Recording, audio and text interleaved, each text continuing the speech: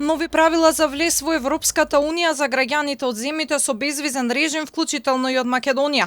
Од 10 ноември ќе има зголемени проверки при влез и излез и биометриско скенирање, а од средината на следната година целосно ќе започне примената на ETIAS, новиот безбедносен механизам на Шенген зоната. Системот ќе собира и проверува податоци за патниците кои патуваат со цел да се детектираат потенцијални безбедносни ризици. Ова значи дека ќе треба да се аплицира онлайн барем месец дена пред патувањето.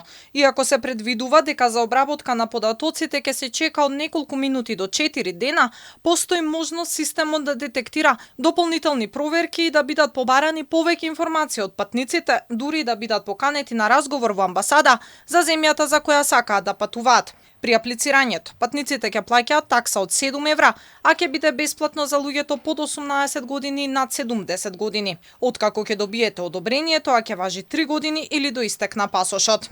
Со важечки ETIAS може да влезете на територијата на европските држави колку често сакате за краткотраен престој до 90 дена на секој 180 дена. Сепак, ETIAS не гарантира влез. Граничниот службеник и натаму ќе бара пасош и други документи кои потврдуваат дека ги исполнувате условите за влез. Формуларот ETIAS нема да мора да го пополнуваат лица што имаат валидна виза или дозвола за престој во земја на Европската Унија. Образецот исто така не го пополнуваат луѓе кои живеат покрај граница и поседуваат гранични пропусници.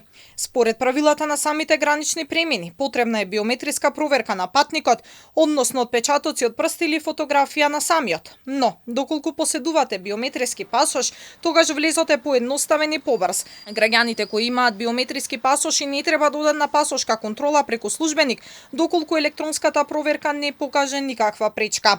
Безвизниот режим на патување во земјите членки на Европската Унија за Македонија беше воведен во 2009 година, што беше едно од најголемите придобивки на евроинтеграциите и оддаваше впечаток кај граѓаните дека се доближуваат до европското семејство, иако Македонија со години е пред портите на Брисел поради разни блокади.